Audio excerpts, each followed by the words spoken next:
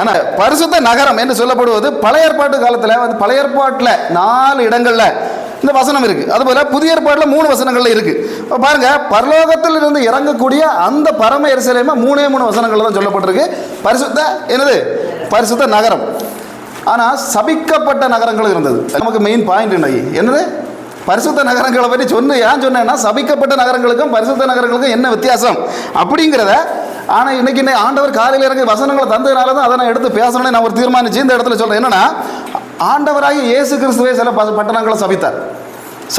பார்த்துருக்கீங்களா? எந்த பட்டணத்தை அப்படின்னா கோரசின் பட்டணத்தை முதல்ல ஆண்டவர் சபித்தார். எப்படின்னு சொன்னால் மத்தேயு 11:21 நீங்கள் வாசிக்கண்டா. ஆண்டவர் சபித்தார். 2வது கப்பர்நகூமை சபித்தார். வானளாக உயர்ந்த கப்பர்நகூமே மணி தாழ்த்தப்படுவாய் அப்படின்னு தெளிவாக சொன்னார். அது வந்து மத்தேயு 11:25. அதுவும் இயேசு கிறிஸ்து தான் சபித்தார். ஆனால் இயேசு கிறிஸ்து சபிக்கிறதுக்கு முன்னாடியே, இயேசு கிறிஸ்து பிறக்கிறதுக்கு முன்னாடியே சபிக்கப்பட்ட நகரங்கள் இஸ்ரவேல் நாட்டுக்குள்ள இருந்தது. அது எந்த இடம்னு சொல்ல முடியுமா? சொல்லுங்க பார்க்கலாம். அதை பற்றி ஒரு பழமொழி கூட உண்டு நம்முடைய வேதாகமத்தில். எந்த இடம் அப்படின்னா நேரம் போயிடும். நாசரேத். நாசரேத் எப்படிப்பட்ட இடம்? சபிக்கப்பட்ட இடம். வாசிக்க 1:46.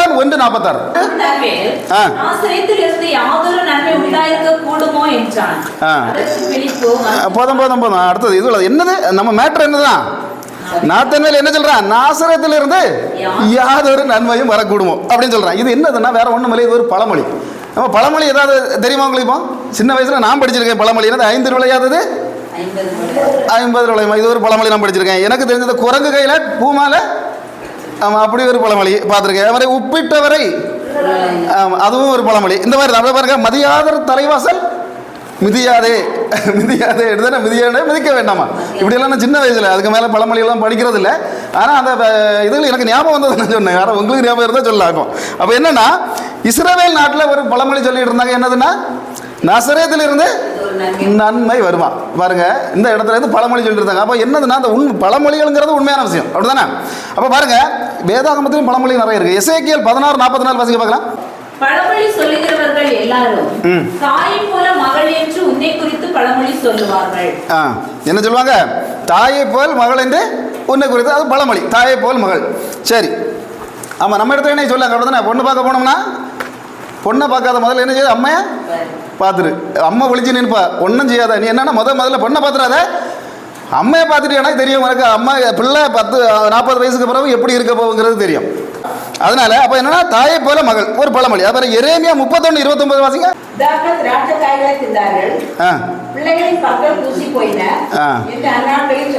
என்னது? பிதாக்கள் திராட்சை பழத்தை தின்ன, திராட்சை காய்களை தின்னாங்களா?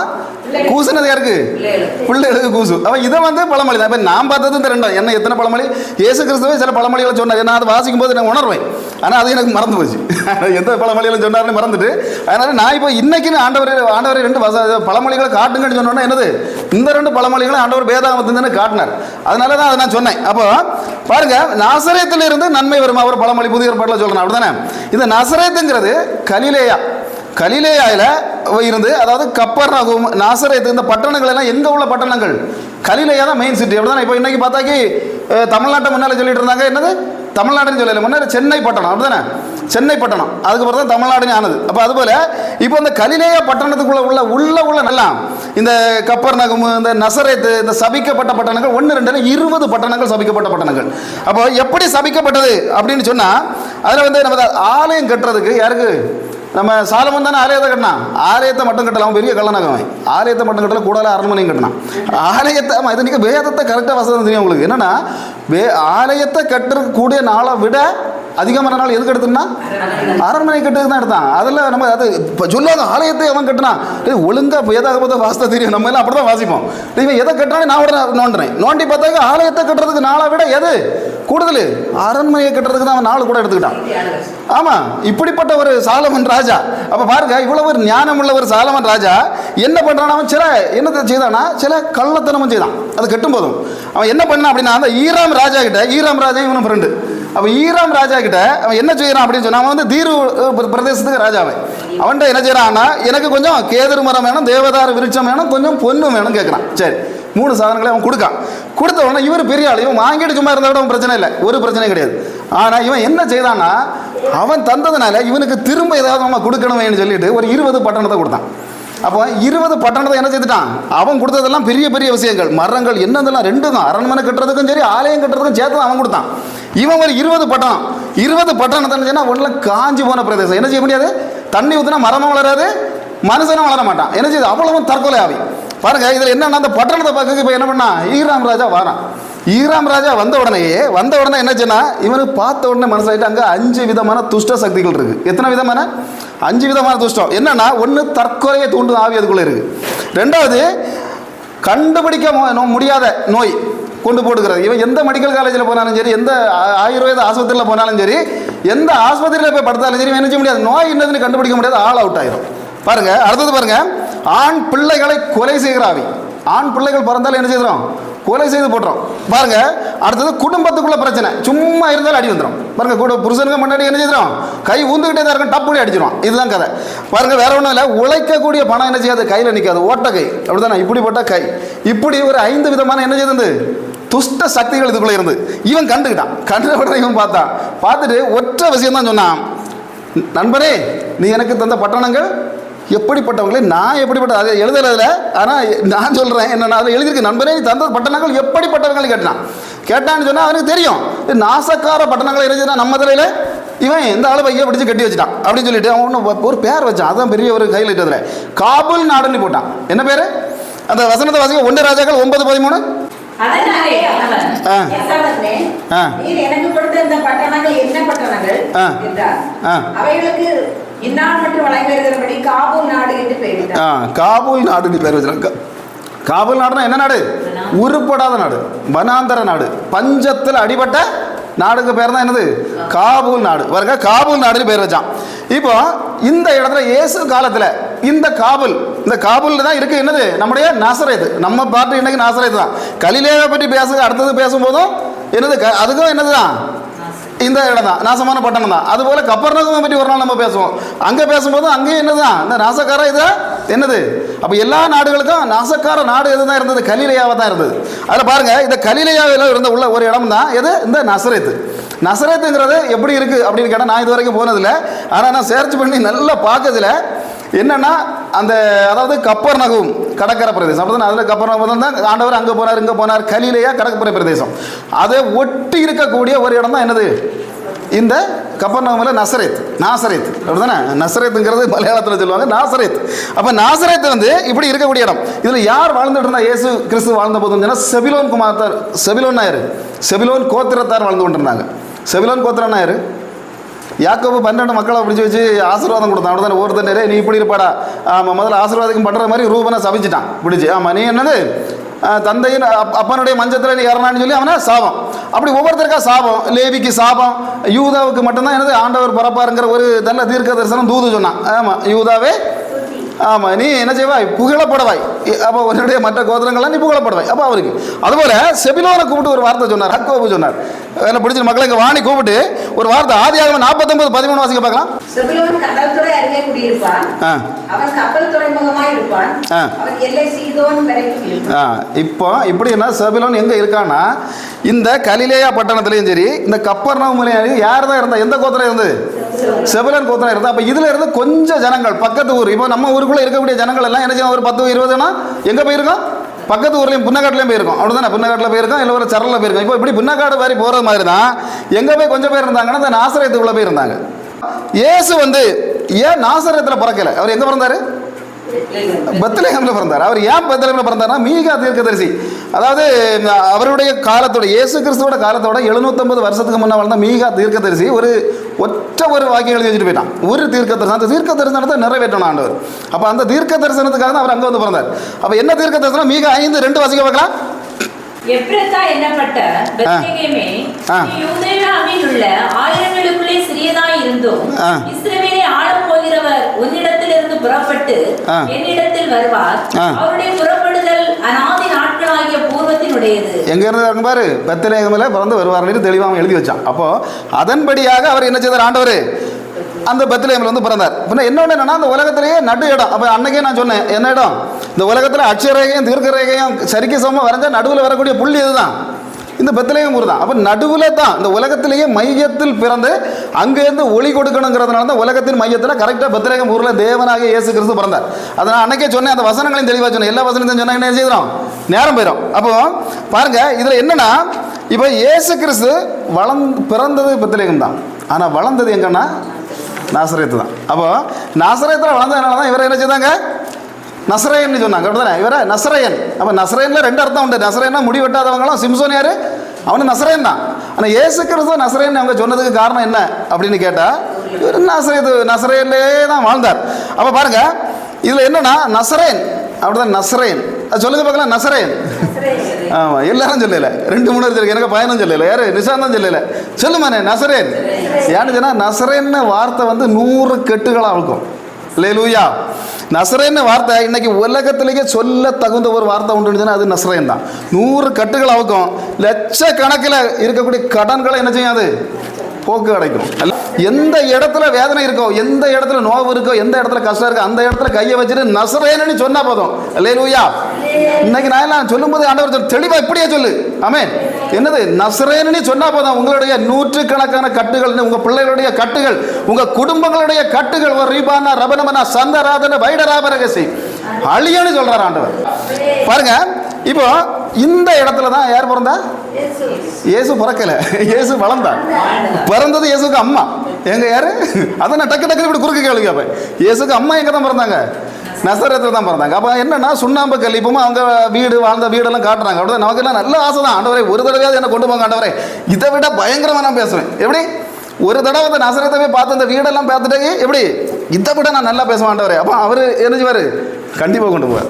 அப்போ பாருங்க, அதில் என்னன்னா, மரியாள் பிறந்த ஊர். அப்போ மரியாள் பிறந்த ஊர் அப்படின்னு சொன்னால் அந்த இடத்துல பாருங்க, சுண்ணாம்பு கல்லில் தான் கட்டப்படுறது, களிமண்ணுனால. இது வந்து ஒன்றும் தூதன் இறங்கக்கூடிய அவ்வளவு வசதியான வீடு ஒன்றும் இல்லை. அல்லேலூயா.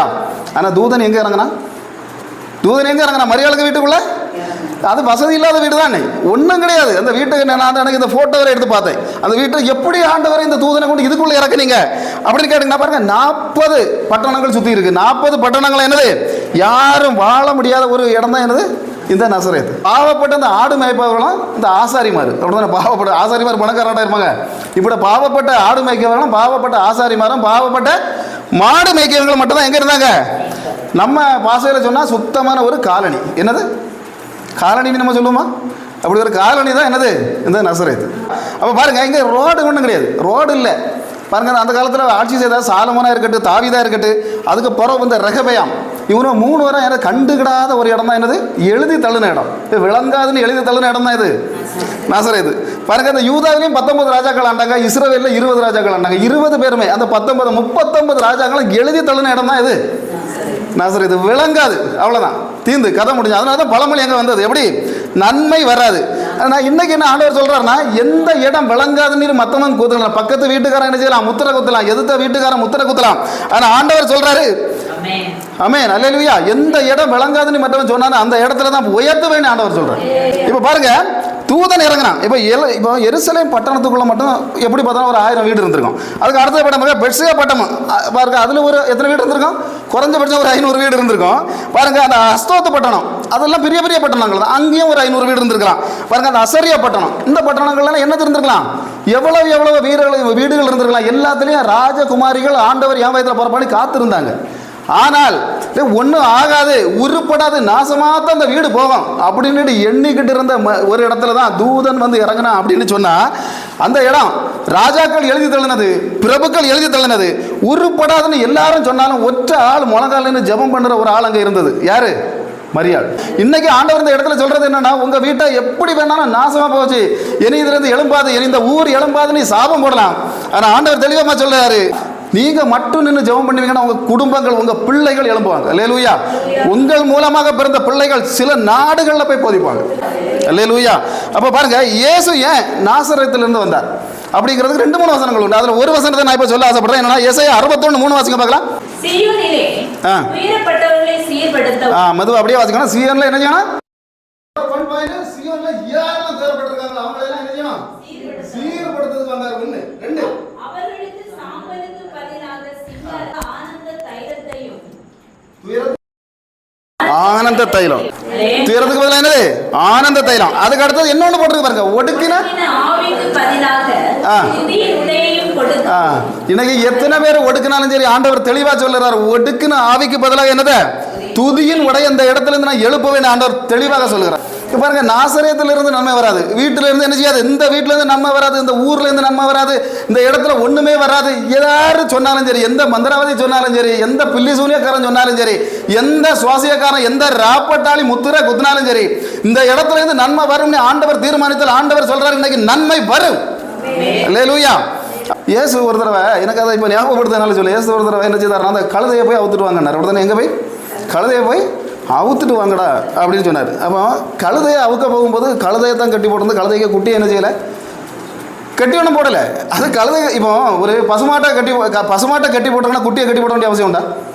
அது ஒரு நாள் என்ன செய்யாதா, தாயை விட்டு அதை கட்டி போட்டு யாராவது கட்டி போடுவாங்களா சின்ன குட்டியை? இப்போ ஒரு ஆட்டை கட்டி போடுறாங்கன்னா ஆட்டுக்கு குட்டியை கட்டி போடுவாங்களா? கட்டி போட வேண்டிய அவசியம் இல்லை. இப்போ பாருங்க, இந்த இடத்துல போனால் கட்டி போட்டிருக்கிறது எதை? தாய் கழுதையை கட்டி போட்டிருக்கு, குட்டி என்ன செய்திருக்கு, அவுத்து தான் விட்டுருக்கு. ஆனாலும் ஒரிஜினலாட்டு பார்த்தா என்னன்னா ரெண்டுமே கட்டில் தான் இருக்குது. அப்படி தானே? அம்மா விட்டு என்ன செய்ய முடியாது. இன்னைக்கு சாத்தானுடைய திட்டம் என்னது அப்படின்னு சொன்னால், முதல்ல தாயை கட்டினா போதும் பிள்ளைகள் ஆட்டோமேட்டிக்காக கட்டப்படுவாங்க. அல்லேலூயா. தாயை எந்த வழியிலையாவது ஏதாவது ஒரு அப்பனையோ அம்மையோ அவன் கட்டினா போதும் பிள்ளைகள் ஆட்டோமேட்டிக்காக என்ன செய்வாங்க, கட்டப்படுவாங்க. ஆண்டவர் அதான் சொன்னார் மத்தேயு 22:2. அதை வாசிங்க. கிராமத்துக்கு போங்கள். போற உடனே அங்கே ஒரு கழுதையையும் அதனுடைய ஒரு குட்டியையும் கட்டியிருக்க காண்பீர்கள். அவைகளை அவிழ்த்து என்னிடத்தில் கொண்டு வாருங்கள். என்ன செய்யணும்? அவிழ்த்து என்னிடத்தில் கொண்டு வர. அன்னைக்கு அந்த சொன்ன அதே தேவன் இன்னைக்கும் சொல்றாரு, உங்க வீட்டுக்குள்ள சில தூதர்களை அனுப்பி. அல்லேலூயா. அதாவது கட்டி இருக்கிற உங்களையும், கட்டப்படாமல் கயர் இல்லாமல் கட்டப்பட்டிருக்கிற உங்கள் பிள்ளைகளையும் அவிழ்த்து என்கிட்ட கொண்டு வாருங்கள் ஆண்டவர் சொல்றார். அல்லேலூயா. கண்டிப்பா என்ன செய்வாங்க, உங்க பிள்ளைகள் கட்ட வைக்கப்படுவாங்க. அது உறுதி. சும்மா தேவையில்லாத வசனங்களை ஆண்டவர் கொடுக்க மாட்டார், ஆனால் தேவையில்லாமல் பேசவும் வைக்க மாட்டார். அதெல்லாம் எங்களுக்கு தெளிவாக தெரியும். எந்த இடத்துல பேசினாலும் சரி அதை கரெக்டாக நிறைவேற்றி கொடுப்பார். ஆமேன். இந்த இடத்துல இருந்து உங்கள் பயத்தில் பிறந்த பிள்ளைகளை எடுத்து ஆண்டவர் பயன்படுத்துவார். ஆமேன். பாருங்க, அடுத்ததில் ஒன்று போட்டு பாருங்க, மத்தேயு 21:3. தொடர்ந்து வாசிங்க. ஒருவர் உங்களுக்கு ஏதாகிலும் சொன்னால் இவைகள் ஆண்டவருக்கு வேண்டும் என்று சொல்லுங்கள். அந்த ஒன்றை சொன்னா போதானே. அதாவது உங்ககிட்ட வந்து என்ன சொல்லணுமா? ஆமாம், அது வந்து உங்கள் பிள்ளையை பற்றி ஏதாவது சொன்னோம்னா, என் பிள்ளை என்ன செய்யணும், ஆண்டவருக்கு வேணும்னு சொல்லுங்க. அதோட அவன் என்ன செய்துருவான், அதில் என்ன போட்டிருக்கு, அனுப்பி விடுவான். அல்லேலூயா. எந்த மந்திரவாதி சொல்லட்டு, எந்த தந்திரவாதி சொல்லட்டு, எந்த பில்லி சூரியக்காரன் எதை வேணாலும் உங்கள் பிள்ளைகளை பற்றி சொல்லட்டு, ஆனால் இந்த பிள்ளை ஆண்டவருக்கு வேணுங்கிற ஒற்றை வார்த்தையை மட்டும் நீங்கள் சொல்லி பாருங்க, எல்லாரும் விட்டுருவான், எல்லா பிசாசும் விட்டுருவான், அதாவது அசுத்த மண்டலங்களும் விட்டுருவான், இருட்டின் ஆதிக்கங்களும் விட்டுருவான், இருண்டு போன ஆவிகளும் உங்கள் பிள்ளைகளை விட்டு ஓடினோம். ஒன்று செய்யணும். மரியாள் எப்படி முழங்கால் நின்னாலோ அதுபோல மரியாளுக்கு அப்பா நின்னானா அம்மா நின்னாலோ அதெல்லாம் விஷயம் இல்லை. மரியாள் நின்னாலா, நின்ன இடத்துல தூதன் இறங்கினான்னு சொன்னா, நீங்க மட்டும் உங்க பிள்ளைகள் முழங்கால் நிற்கிறாங்களா அது இல்லையா, அதெல்லாம் விஷயம் இல்லை. இப்போ நீங்க உண்மையிலேயே ஆண்டவருக்கு முன்னால முழங்கால் நிற்பீங்கன்னு சொன்னா தூதர்களை இறக்குவேன்னு சொல்றாரு ஆண்டவர். பாருங்க, சில பழமொழிகள் என்ன செய்யுது, மாறுது. பழமொழிகள் நாசரேத்திலிருந்து நன்மை வருமா, காட்டு வழியிலிருந்து நன்மை வருமா, மாறுதுன்னு சொல்றாரு ஆண்டவர். மாறும். அல்லேலூயா. நன்மை வரும், காட்டு வழியிலிருந்து நன்மை வரும். அது வரும்போது இந்த எல்லா ஊர்களை காட்டிலும் பெரியதா இருக்கும். இந்த ஊருக்குள்ள ஒரு சர்ச்சை இல்லைன்னு வரும்னு சொல்றாரு ஆண்டவர். அல்லேலூயா. அப்ப பாருங்க, அதாவது இயேசுவின் ஊழியம், இயேசுவின் ஊழியத்தை நீங்க எடுத்து பார்த்தா அந்த 30வது வயசுல தான் இவர் என்ன ஊழியத்தை ஆரம்பித்தார். இப்போ எப்படி ஆரம்பித்தார்னா, லூக்கா 4:1 பார்த்தாக்கி ஸ்நானப்பட்டு பரிசுத்த ஆவியானவரால் நிறைஞ்சவராட்டம் என்ன செய்யாரு, வெளியே எழுப்பி வருகிறார். அடுத்தது அந்த 2வது வசனத்தில் பார்த்தா 40 நாள் என்ன செய்வாரு, பிசாசுனால சோதிக்கப்படுறதுக்கு போறாரு. அப்ப அதுபடி பார்த்தா அந்த வரிசையில் நீங்க பார்த்தா லூக்கா அந்த இடம் நிறைய உண்டு, அதெல்லாம் நம்ம இப்போ சொல்றதுக்கு நேரம் இல்லாதனால விட்டுறேன்னா, லூக்கா 4:14 பார்த்தா இவர் எங்க போறாரு, கலிலேயாவுக்கு போறார். இப்ப கலிலேயாவுக்கு போனது அதோட போட்டுட்டு அடுத்தது என்னன்னா 16வது வசனத்துல அது போட்டுருக்கு. லூக்கா 4:16 வாசிங்க. நாம் வளர்ந்த ஊராகிய நாசரேத்துக்கு அவர் வந்து நம்முடைய வழக்கத்தின்படியே ஓய்வு நாளில் ஜெப ஆலயத்திலே பிரவேசித்து வாசிக்க எழுந்து நின்றார். என்ன செய்தாரு, வளர்ந்த ஊராகி எங்க வந்தாரு, தொடங்குனது எங்கன்னு கேட்கணும். அவர் பிறந்தது பெத்லகேம்ல இருந்தாலும் எந்த இடம் எழுதி தள்ளினாங்களோ, அல்லேலூயா, எந்த இடம் உருப்படாதுன்னு சொன்னாங்களோ, எந்த வீடு உருப்படாதுன்னு சொன்னாங்களோ அந்த இடத்துல போய் தான் முதல்ல பைபிளை அவர் திறந்தாருன்னு போட்டிருக்கு. ஆமேன். இன்னைக்கு எந்த இடம் உருப்படாதுன்னு அவங்க நினைக்கிறாங்களோ, எந்த காட்டுல விளங்காதுன்னு நினைக்கிறாங்களோ அந்த இடத்துல ஆண்டவர் சொல்றாரு ஒரு வேதாகமம் திறக்கப்படும். பாருங்க, இப்போ பிறந்தது எங்கதான், தாவீதின் ஊராகிய பெத்லகேம். ஆனா பிரசங்கம் தொடங்கியது எங்க, நாசரேத்துல தான் பிரசங்கம் தொடங்குறாரு. இப்போ பாருங்க, திருவசனத்தை அவர் தொடர்ந்தது வந்து என்ன செய்யணும்? சில பழமொழிகளை வெட்டணும், அல்லேலூயா. சில அந்நிய சக்திகளை வெட்டணும், சில அசுத்த மண்டலங்களை அப்படியே குழி தோண்டி புதைக்கணும். இதுக்காக தான் அந்த இடத்துல போய் அவர் என்ன செய்தார்? பிரசங்கத்தை பாசித்தார், அப்படியே வேதாகமத்தை திறந்தார், அந்த திருமொழிகளை வாசிக்க தொடங்கினார். வாசிக்கிறது பெரிய அளவில் ஒன்றும் அவர் வாசிக்கல, 3 வசனம் தான் வாசித்தார். அதில் போட்டிருக்காது. அது எப்படி இவன் 3 வசனம்னு சொல்கிறான் அதுன்னு சொல்லி நீங்கள் அந்த ஒழுங்காத அதாவது தேவ ஆவியோடு நீங்கள் வாசிங்கன்னா அந்த 3 வசனத்தை தான் வாசித்தார்னு அதில் போட்டிருக்கும். அது எப்படின்னு சொன்னால், ஏசாயா புஸ்தகத்தில் அவர் கையில் கொடுக்கப்படுகிறது. ஆனால் அவர் எந்த வசனத்தை வாசித்தார் இதில் போடலை. அவர் வாசித்த வசனத்தை நான் சொல்கிறேன். ஏசாயா 61வது அதிகாரம் 1, 2, 3 வசனங்கள் அவர் வாசித்தார். வாசித்தார். அந்த வசனத்தை வாசிங்க போங்க. கர்த்தராகிய தேவனுடைய ஆவியானவர் என்மேல் இருக்கிறார். சிறுமைப்பட்டவர்களுக்கு சுவிசேஷத்தை அறிவிக்க கர்த்தரை அபிஷேகம் பண்ணினார். இருதயம் நொறுங்குண்டவர்களுக்கு காயம் கட்டுதலையும், சிறைப்பட்டவர்களுக்கு விடுதலையையும், கட்டுண்டவர்களுக்கு கட்டவிழ்த்தலையும் கூறவும், கர்த்தருடைய அனுக்கிரக வருஷத்தையும் நம்முடைய தேவன் நீதியை சரிகட்டும் நாளையும் கூறவும், நீதியை சரிகட்டும் நாளை சொல்றதுக்கு தான் நாசரேத்துக்கு அனுப்பினார் ஆண்டவர். வாசிங்க, அடுத்து வாசிங்க தொடர்ந்து. துயரப்பட்ட அனைவருக்கும் ஆறுதல் செய்யவும், சீயோனிலே துயரப்பட்டவர்களை சீர்படுத்தவும், அவர்களுக்கு சாம்பலுக்கு பதிலாக சிங்காரத்தையும், துயரத்துக்கு பதிலாக ஆனந்த தைலத்தையும், ஒடுக்கின ஆவிக்கு பதிலாக துதியின் உடையையும் கொடுக்கவும் அவர் என்னை அனுப்பினார். அவர்கள் கர்த்தர் தம்முடைய மகிமைக்கென்று நாட்டின நீதியின் விருட்சங்களை எண்ணப்படுவார்கள். சரி, இப்போ என்னன்னா இவ்வளோதையும் வாசிட்டு என்ன டக்குனி புஸ்தகத்தை அதில் போட்டிருக்கு. புஸ்தகத்தை மூடிட்டாரு. புஸ்தகத்தை மூடிக்கிட்டு அதுக்கப்புறம் தான் ஒற்றை பிரசங்கத்தை அங்கே தொடங்கினார். ஆமென். இப்போ பாருங்க, அதில் என்ன போட்டிருக்குன்னா, பணிவிடைக்காரர்கிட்ட என்ன செஞ்சுட்டாரு? புக்கை மூடி கையில் அப்படியே கொடுத்துட்டார். கொடுத்த உடனே அதில் கீழே ஒன்று போட்டிருக்கு, ஆலயத்தில். அதை வாசிங்க, என்ன போட்டிருக்கு? லூக்கா 4:19 என்ன போட்டிருக்கு?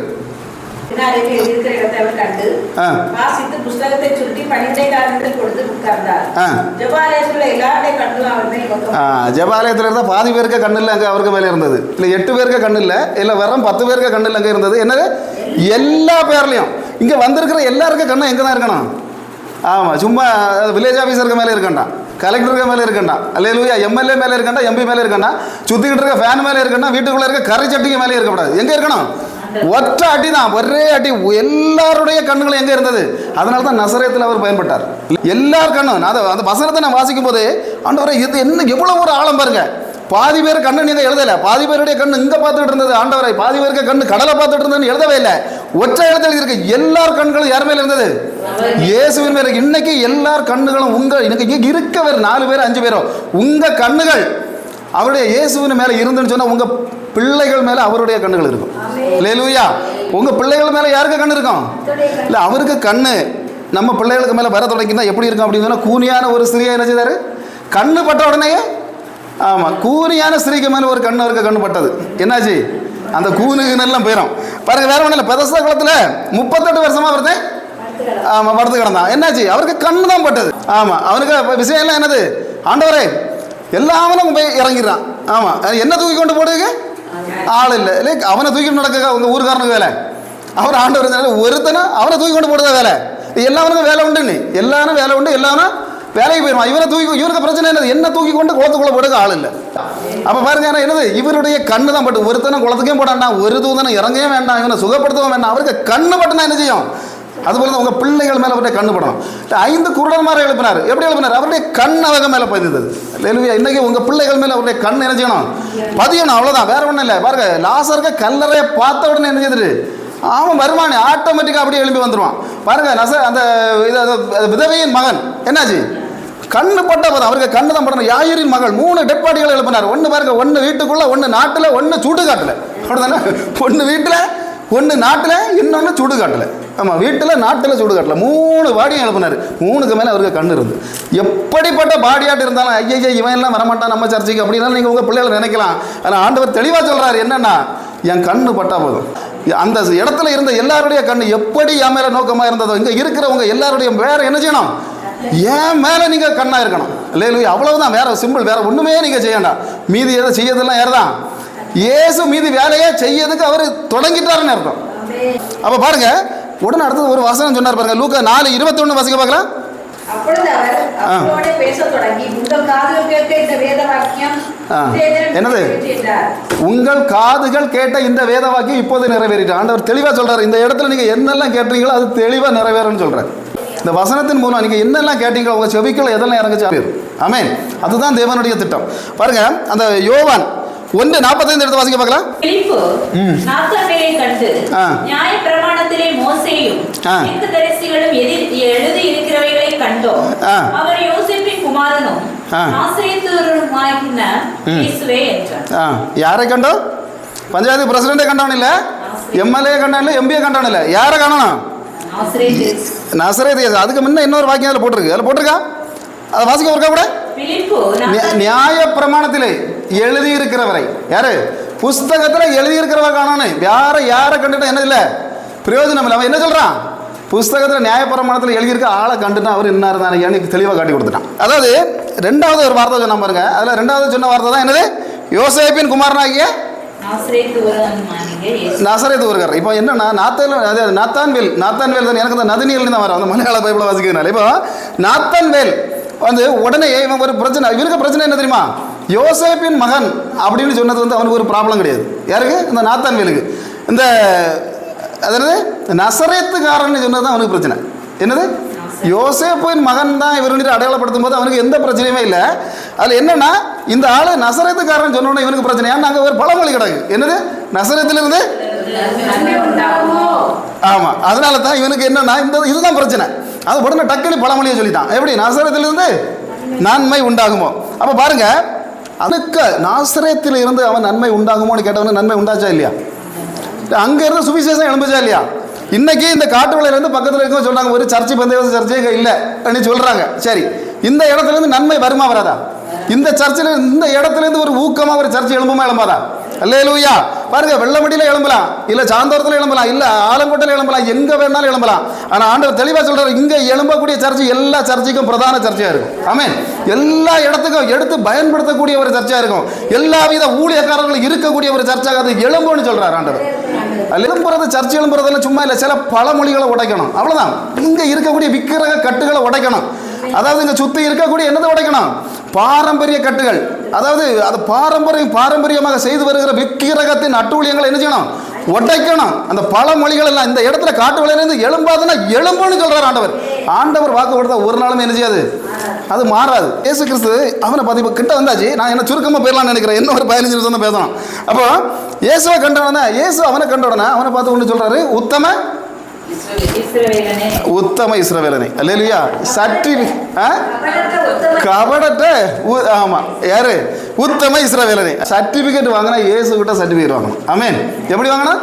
இயேசு கிட்ட சும்மா போய் அந்த பிஇ சர்டிபிகேட்டோ, எம்இ சர்டிபிகேட்டோ, பிஹெச்டி சர்டிபிகேட்டோ, எம்பிஎல் சர்டிபிகேட்டோ, இல்ல ஒரு எம்டி சர்டிபிகேட்டோ வாங்கிட்டு என்னது இல்லை, இது செத்த உடனே கூட சேர்த்து போட்டு புதைச்சிருவாங்க. ஆனா சர்டிபிகேட் வாங்கின யார்கிட்ட வாங்கணும்? கபடற்ற உத்தம. இது மட்டும் இல்லை, இன்னும் சர்டிபிகேட் வாங்கினவங்க இருந்தாங்க. பேதுருவை பார்த்து சொன்னாரு இடியின் மகன், அப்படிதானே? இடியின் மக்கள். அடுத்தது பாருங்க, யோபுவை பார்த்து சொன்னார் உத்தமனும் சன்மார்க்கனும். அவர் கொடுத்த சர்டிபிகேட் பாருங்க. தானியேலை பார்த்து சொன்னா பிரியபுத்திரன். அல்லேலூயா. நாத்தான்வேலை பார்த்து சொன்னாரு உத்தம இஸ்ரவேலன். நிறைய பேருக்கு அவர் சர்டிபிகேட் கொடுத்தாரு. ஆண்டவர்கிட்ட சர்டிபிகேட் கொடுத்தவங்க வேதாகமும் முழுசும் இருக்காங்கன்னு சொன்னா, இன்னைக்கு ஒரு சர்டிபிகேட் நீங்க வாங்குறீங்கன்னு உங்க பிள்ளைகள் தலைமுறைகள் ஆசீர்வதிக்கப்படும். நாம என்ன கேட்குறோங்கிறத பார்த்து ஆண்டவர் அசந்து போகணும். என்ன செய்யணும்? ஆண்டவர் நான் அப்போ தான் சொல்லுவேன். என்னன்னா, ஆண்டவர் நம்ம சும்மா போய் இருந்துட்டு ஆண்டவர் எனக்கு அதை கடத்தை தீங்க, இதை தீருங்க, ஆண்டவர் எனக்கு கார் தாங்க, வீடு தாங்க, அது இல்லை கேள்வி. எழும்பி இருந்து கேட்கக்கூடிய கேள்வியை பார்த்த உடனே ஆண்டவரே அசந்து போயிடணும். என்ன கேள்விடா இவன் கேட்குறான்? நான் அப்படி தான் திட்டம் போட்டு கேள்வி கேட்பேன். அல்லேலூயா. காலையில் 4 மணிக்கு எழும்பி இருந்து சும்மா இழுத்து போட்டிட்டு 7 மணி வரை உறங்குனவனுக்கு ஒரு நாள் வெளிப்பட வராது. என்ன செய்யாது? வெளிப்பாடு 7 மணி வரைக்கும் நாங்கள் உறங்கின நாட்கள் உண்டு. அன்னைக்கெல்லாம் ஒரு வெளிப்பாடும் ஒருத்தருக்கு ஒரு நாள் வராது. 4 மணிக்கு எழுப்பியிருந்து அவரே யோசிக்காத கொஸ்டினை நம்ம கேட்கணும் அவர்கிட்ட. இதுக்கு எனக்கு ஆன்சர் தான் இருக்கு, எழும்ப மாட்டேன்னு சொல்லணும், உங்களுக்கு பதில் வரும். ஆமென். நீர் இந்த வசனம் நான் ஒன்றுக்கும் போக மாட்டேன், சாப்பிட போக மாட்டேன், வேற எங்கேயும் போக மாட்டேன், எனக்கு இதுக்கு பதில் என்ன செய்யணும்? நீர் தாரும் ஆண்டவரேன்னு சொன்னாக்க அவர் மறுபடியும் எங்கே இந்த பரலோகத்திலிருந்து தருவாருன்னு நான் சொல்கிறேன். இல்லையா? அனுபவப்பட்டதுனால தான் நாங்கள் என்ன சொல்கிறேன். பாருங்க, நாத்தான்வேல் சொல்லப்படுறவன வாயை பற்றி சும்மா இருக்கிறான். அவன் கேள்வி கேட்டான். என்ன கேள்வி கேட்டான்? என்ன எப்படி அறிவீர்? அந்த வசனத்தில் அப்படிதான் போடுங்க. யோவான் 1:48. இயேசு என்ன மறுபடி சொன்னாரு? உன்னை பிலிப்பை கூப்பிடுறதுக்கு முன்ன, உங்க அம்மா கூப்பிடுறதுக்கு முன்ன, உன் ஆத்தா கூப்பிடுறதுக்கு முன்ன, உன்னுடைய அப்பன் கூப்பிடுறதுக்கு முன்ன, அங்கிள் கூப்பிடுறதுக்கு முன்ன, ஆண்டி கூப்பிடுறதுக்கு முன்ன நான் எப்படிட்டேன் உன்னை நான் அறிஞ்சிட்டேன். அல்லேலூயா. அடுத்து அத்தி மரத்துக்கு, ஆமா அத்தி மரத்துக்கு இவன் நினைச்சா அத்தி மரத்துக்களை இருக்கிறதுனால யாருக்கும் தெரியாது இல்லையா. அத்தி மரத்துக்கு கீழே இருக்க நாத்தனியாலே ஆண்டவருக்கு தெரியும். அத்தி மரத்துக்கு மேலே இருக்கிற சக்கையும் தெரியும். அத்தி மரத்துக்கு பின்னாலே இருக்கிற ஆதாமையும் ஆண்டவருக்கு தெரியும். எப்படி 3 பேர் வேதாகமத்தில் நான் பார்த்ததுல 3 பேர் அத்தி மரத்தில் இருந்தான். ஒருத்தன் அடியில் இருந்தான், ஒருத்தன் மேலே இருந்தான், இன்னொருத்தன் அத்தி மரத்துக்கு பின்னால் போய் பாவத்தை செய்து ஒழிச்சுக்கிட்டு இருந்தான். ஆனால் பாருங்க, எனக்கு என்னன்னா அநேக பேர் இன்னைக்கு பாவத்தை செய்துட்டு ஒழிக்கக்கூடிய இடம் இது சபைங்கிற அத்திமரம். என்னது, நான் சபைக்கு தானே போகிறேன், நான் பாவம் செய்தால் என்ன பிரச்சனை? பாருங்க, இன்னைக்கு செய்யக்கூடிய பாவம் பாஸ்டருக்கு தெரியாது, டீக்கனாருக்கும் தெரியாது, சர்ச்சைக்கு இருக்கக்கூடிய கமிட்டிக்கும் தெரியாது. ஆனால் அத்தி மரத்துக்கு மேலே இருக்கவனையும், அத்தி மரத்துக்கு கீழே இருக்கவனையும், அத்தி மரத்துக்கு பின்னால் இருக்கவனையும் ஒரே நேரத்தில் பார்க்குகிற ஒரு கண்கள் உண்டு. அந்த கண்கள் என்ன செய்யும்? சிதறி போட்டுரும். அந்த கண்களுக்கு எத்தனை கண்கள் போட்டிருக்கு? 7 கண்கள். அந்த 7 கண்கள் எப்பவுமே எப்படி, நீ அத்தி மரத்துக்கு மேலே இருந்தாலும் சரி, கீழே இருந்தாலும் சரி, பின்னால ஒளிச்சிருந்தாலும் சரி, எந்த இடத்துல இருந்தாலும் உன்னை காண்கிற கண்கள். சரி, இப்போ ஏன் அத்தி மரத்துக்கு மேலே இவங்க போயிருந்தாங்க? இது பெரிய விஷயம். என்ன விஷயம்? நான் ஏற்கனவே ஒரு நாள் சொன்னேன், ஞாபகம் இருக்கா இல்லை தெரியல. அத்தி மரத்துக்கு மேலே ஒருவேளை ஒரு பலாமரத்துக்கு கீழே போய் இருக்கல, மாமரத்துக்கு கீழே போய் இருக்கல, ஆலமரம் இருந்திருக்கும், பெரிய பெரிய அரச மரம் இருந்திருக்கும். ஏன் இவங்க அத்தி மரத்துக்கு கீழே போய் இவங்க இருக்காங்க? அப்போ அத்தி மரத்துக்கு இதுங்க என்ன? அதாவது யூதர்கள், இப்போ யூதர்களுக்கு குழந்தை பிறக்குது. இப்போ குழந்தை பிறந்தா 8ஆவது நாள் என்ன செய்யணும்? விருத்தசேதனம் பண்ண, பிரதிஷ்டை பண்ணுறதுக்கு ஆலயத்துக்கு கொண்டு போனோம். தேவனை கொண்டு போனாவ, இயேசு கிறிஸ்துவை கொண்டு போனாவ. ஆனால் அதுபோல் ஈசாக்கை கொண்டு போனாங்க, அங்கே நடந்தது. ஆனால் இஸ்மாவேலை 12 வருஷம் கழிச்சு தான் கொண்டு போனாங்க. அதனால தான் அவனுக்கு இவனுக்கு அவ்வளோ வித்தியாசம்.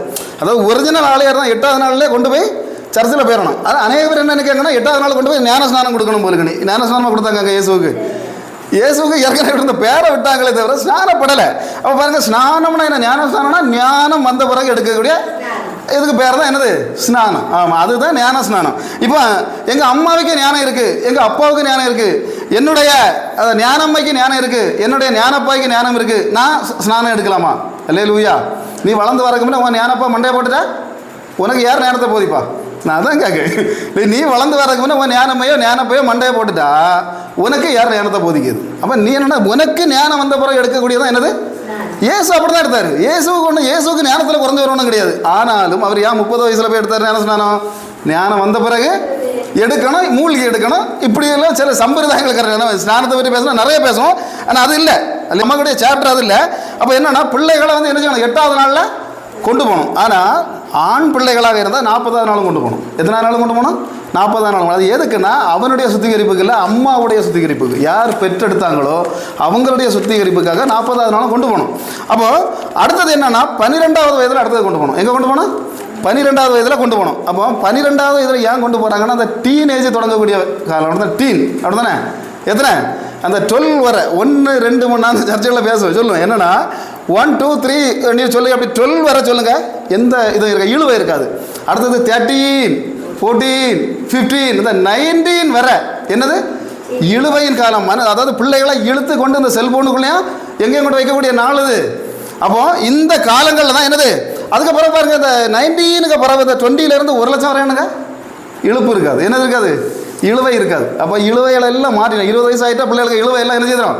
மாறிடும். அப்போ என்னன்னா, இவங்க என்ன செய்வாங்கன்னா, அந்த 12ஆவது வயசானோடனே ஆலயத்துக்கு கொண்டு போவாங்க. அப்போ ஆலயத்துக்கு கொண்டு போகிறதுல என்ன ஆச்சுன்னா, ஆலயத்துலேருந்து திரும்ப வரும்போது அப்போ சும்மா கையோட வர மாட்டான், வரும் கையை வீசிட்டு வந்த உடனே ஒரு அத்தி மரத்தையும் வாங்குவான். அப்போ அத்தி மரத்தை கொண்டு என்ன செய்வான்னா, வீட்டுக்கு முன்னால் நடுவான். நட்டுக்கிட்டு பிள்ளைக்கு அதாவது எப்போ எல்லாம் பிள்ளைக்கு சாப்பாடு கொடுக்குறாங்களோ அப்போ எல்லாம் அங்கே அத்தி மரத்துக்கு என்ன செய்வான்? தண்ணியை ஊற்றுவான். பிள்ளைக்கு என்ன விசேஷமான சாதனங்கள் கொடுங்க, அப்போ எல்லாம் அத்தி மரத்துக்கும் உரம் வைப்பான். இப்படி வளர்ந்து இருக்கும்போது தான் அதுக்கு முன்னாடியே 12ஆவது வயசுலே அத்தி மரத்தை வச்ச உடனே அப்பவும் போய் பிள்ளைகிட்ட சொல்லுவான். எப்படின்னு சொன்னால், அதாவது மக்களே, இனி உனக்கு இந்த ஹீரோ பெண்ணு வேணும்னியோ, இல்லை கட்ஸு வேணும்னியோ, இல்லை வேறு ஏதாவது கெட்டு செருப்பு வேணும்னியோ, இல்லை இந்த ஐஃபோன் வேணும்னியோ, இல்லை புல்லெட்டு வேணும்னியோ, தேவைப்பட்டா அப்பனை வந்து என்ன செய்யக்கூடாது? ஓத்திரம் பண்ணக்கூடாது. நீ என்ன செய்யணும்? அந்த அத்தி மரத்துக்கு கீழே போயிருந்து, ஆண்டவரே எனக்கு புல்லெட்டு தரோம், ஆமாம் ஆண்டவரே எனக்கு ஹீரோ பண்ணு தரோம், ஆண்டவரே எனக்கு ஹீல்ஸ் வச்ச செருப்பு தார ஆண்டவரே, நீர் அங்கே போயிருந்தா என்ன செய்யணும்? கேட்கணும். சும்மா என்ன கேட்டு என்னக்கு உயிரை நீ என்ன செய்யக்கூடாது? எடுக்கப்படாதுன்னு பிள்ளைகளுக்கு என்ன செய்வான்? நம்மளை மாதிரி இந்த சீரியலை பார்த்துட்டு நீர் சீரியலை ஒன்று கூட என்ன செய்ய மாட்டான்? அப்போ காட்டி கொடுக்க மாட்டான். இப்போ பாருங்க, இப்போ நாத்தன் வேலை என்ன செய்யறான்? தவப்பம் கொண்டு போய் காட்டி கொடுத்துட்டான். ஆனால் காட்டி கொடுத்தாலும் இவன் 12 வயசுலேருந்து முழங்கால் நின்று தான் பார்க்க கதை ஒன்றும் நடக்கலை. அதான் பழமொழியை சொன்னான், நாசரேத்திலிருந்து நன்மை வருமானம். இவன் பாருங்க, இவனுக்கும் 12 வயசுல இவன் என்ன செய்திருப்பான், முழங்கால் நிற்க தொடங்கியிருப்பான். கிட்டத்தட்ட இவருக்கு இயேசுக்கு சேம் வயசு. இவனுக்கும் இயேசுக்கும் இந்த யோவான் எல்லாம் கொஞ்சம் காலம் தான் வித்தியாசம் பாருங்க. இதில் ஆமாம், இந்த நான் இதை பார்த்தா 18 வருஷம் கிட்டத்தட்ட அந்த வருஷங்களை கூடி பார்த்தா 18 வருஷம் என்ன செய்திருக்கான் இவன், அத்திமரத்துக்கு அடியிலே போய் முழங்கால் நின்றுருக்கான். அதான் ஆண்டவர் சொல்லாரு. அதான் இவன் கேட்கான், என்ன எப்போ கண்டீர் ஆண்டவரே? ஆண்டவர் என்ன சொன்னார்? ஆமாம், அதுக்கு முன்ன என்ன சொன்னார்? பிலிப்பு என்ன, நீ எப்போ அத்திமரத்துக்கு அடியில் இருந்துட்டு ஹீரோ பண்ண வேணும் நீயோ, இல்லை ஹீல்ஸ் வச்ச செருப்பு வேணும் நீயோ, இந்த ஐபோன் 15 வேணும் நீயோ, இல்லை 350 சிசி புல்லட்டு வேணும் நீயோ, ஸ்கார்பியோ கார் வேணும் நீயோ, நீ கேட்டியோ, அப்போவே நான் அவனை என்ன செய்துட்டேன், பார்த்துட்டேன். நீங்கள் இன்னைக்கு ஆண்டவர் சொல்கிறாரு, நீங்கள் எப்போ முழங்கால் நிற்கிறீங்க, நின்று தொடங்குனீங்கிறத எழுதி வச்சிருக்கிற ஒரு கர்த்தர் உண்டு.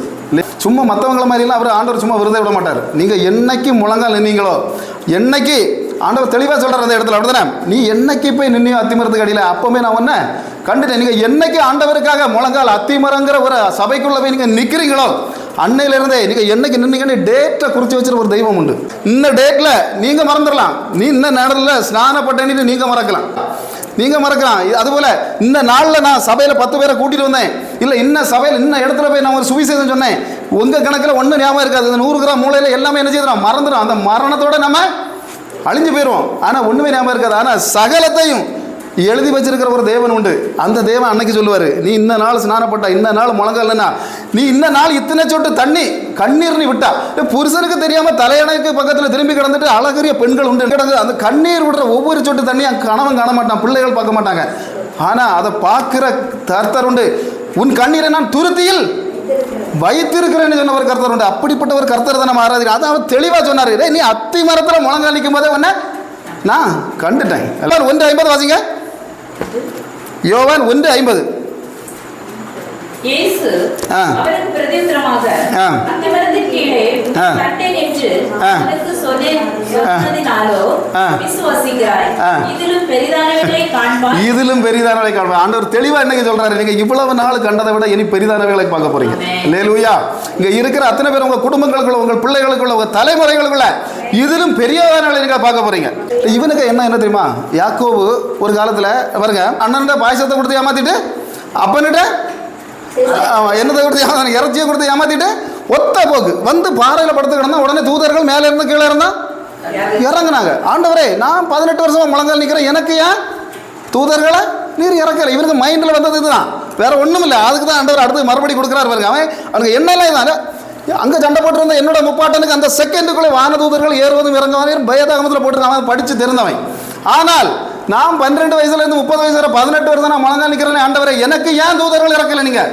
அடுத்தது ஆண்டவர் என்ன சொல்றாரு பாருங்க. அதுல அடுத்த வசனத்தை வாசிங்க. பின்னும் அவரை நோக்கி, வானம் திறந்திருக்கிறதையும் தேவதூதர்கள் மனுஷகுமாரனிடத்திலிருந்து ஏறுகிறதையும் இறங்குகிறதையும் நீங்கள் இன்று முதல் காண்பீர்கள் ஆண்டவர் அவனுக்கு வாக்கு கொடுக்கிறார். அதாவது தெளிவாக ஆண்டவர் சொல்றாரு, எவன் எதை ஆசைப்படுறான்னு அதை அவருக்கு கொடுத்தே தீர்வார். எனக்கு தூதர்களை பார்க்கணும்னா தூதர்களை காட்டுவார், எனக்கு உங்களை பார்க்கணும் ஆண்டவர் அவர் இறங்கி வருவார். ஆமென். ஆனால் ஆண்டவர்கிட்ட கேட்குற வேலை மட்டும் தான், நமக்கு வேற எதுவுமே கிடையாது. அல்லேலூயா. சும்மா போய் எவனுக்கிட்டையாவது போய் அதை ஒரு எதையாவது ஒன்று எழுதி அப்ளிகேஷன் ஃபார்ம் எழுதி கொடுத்துட்டு காவலுன்னு தெருவா நிற்கணும்னா நின்று ஒரு பிரயோஜனம் இல்லை. ஒரு ஃபார்ம் ஒரு அப்ளிகேஷன் பண்ண எழுதி பரலோகத்துக்கு கொடுத்துட்டு இதில் காத்திருந்து பாருங்க, தேவன் நினைச்சாரு பரலோக தூதர்களை அனுப்புவேன்னு சொல்றாரு. லூக்கா 1:48 வாசிங்க.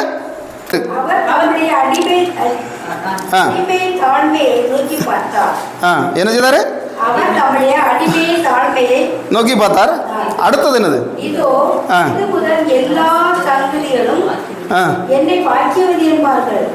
என்ன சொல்ற பாருங்க. என்ன தெரியுமா, நசரேத்துங்கிற ஊர்ல ஒரு நன்மையும் வராதுன்னு பழமொழி சொன்ன இடம் அது. அல்லேலூயா.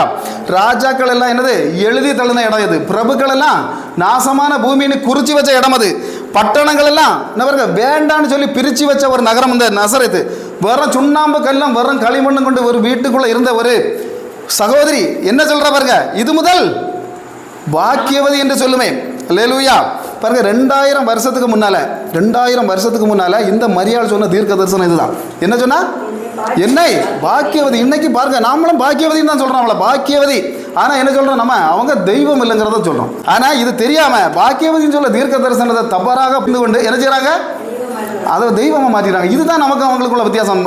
வேதம் அறிந்தவர்களுக்கும் அறியாதவர்களுக்குள்ள வித்தியாசம் என்னதான், அவங்க தெய்வமாக்கிட்டாங்க. ஆனால் அவ சொல்கிறா அப்படி இல்லை. நான் இது முதல் தேவதையாக ஆக போவேனியோ இல்லை என்னை தெய்வமாக எல்லாரும் வணங்குவான்னு அவ சொல்லலை. என்ன சொன்னானா, இது முதல் பாக்கியவதி என்பார்களை. இயேசு கிறிஸ்து ஏன் அங்கே பிறந்தார் அதுக்கு தெளிவாக என்ன ஒரு வசனம் கூட. ஏசாயா 11:1 வாசிங்க.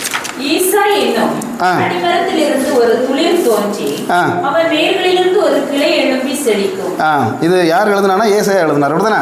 ஏசாயா இயேசு கிறிஸ்துக்கு 750 வருஷத்துக்கு முன்னாடி வாழ்ந்தாள். யாரு? 750 வருஷங்களுக்கு முன்பாக ஏசாயா வாழ்ந்தது மட்டும் இல்லை, இவர் பிறப்பை பற்றியும் தீர்க்கதரிசனம் சொன்னால், அவருடைய இறப்பை பற்றியும் தீர்க்கதரிசனம் சொன்னான், அவருடைய பாடுகளை பற்றியும் தெளிவாக சொன்ன ஒரு தீர்க்கதரிசி ஏசாயா தீர்க்கதரிசி. இவன் பாருங்க, அவன் சொன்னது போல இயேசு கிறிஸ்து தாவீது அரண்மனை எங்கே கட்டப்பட்டிருந்தது, அதாவது அதெல்லாம் சொன்னா நிறைய நேரம் ஆகிப்போம். அவன் சியோன் கோட்டையை பிடிச்சி எடுக்கிறான். யாரு? தாவீது. சியோன் கோட்டையை பிடிச்சி எடுத்து சுற்றி மதிலை கட்டுறான். அதில் என்ன செய்யறான், அந்த இடத்துல தான் என்ன செய்யற, பெத்லகேம்ல இயேசு வந்து பிறக்கிறார். அப்போ அந்த வசனத்துக்கு அர்த்தம் என்னன்னா, ஈசா என்னும் அடிமரத்தில் இருந்து. அப்போ அடிமரம் எது அப்படின்னு கேட்டா, சரி இப்போ அடிமரம்னா எதுன்னு சொன்னேன், அந்த பிறந்த பெத்லகேம். சரி, அடுத்தது அது எங்க இருந்து வளரும், எப்படி வளரும் போட்டு பாருங்க. அந்த வேர்கள்ல இருந்து கிளை எழும்பி எங்க, நாசரேத்துல தான் செழிக்கும். இல்லையா? அதைத்தான் அவன் தெளிவாக எழுதி வச்சான். அந்த வசனத்தின்படியாக தான் பாலஸ்தீன்ல பிறந்தாலும் இயேசு கிறிஸ்து எங்க பழமொழிகள் சொன்ன அந்த இடத்துல அவர் கிளையாக எழும்பி என்ன செய்தாரு, உலகத்தையே இன்னைக்கு 240 கோடி ஜனங்கள் இன்னைக்கு ஆலயத்திலிருந்து ஆராதிச்சுட்டு இருக்குன்னு சொன்னா, அந்த இடத்துல இந்த சொல்லப்பட்ட ஒற்றை தீர்க்க தரிசனத்தை நிறைவேற்றுவதற்காக ஆண்டவர் இதெல்லாம் செய்தார்னு சொன்னா, உங்களை நம்பி சில தீர்க்க தரிசனங்களை ஆண்டவர் சொல்லியிருக்கிறார். அல்லேலூயா.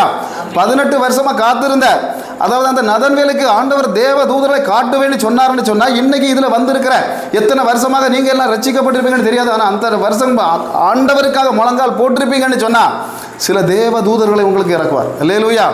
சில இடங்கள் இறங்கும், சில இடங்கள்ல இருந்து உங்களை உயர்த்துவார், உங்க தலைமுறைகளை உயர்த்துவார். ஆமென். கர்த்தர் தாமே இந்த வார்த்தைகளை பரிசுத்தப்படுத்துவார். அல்லேலூயா. ஜெபம் பண்ணுங்க.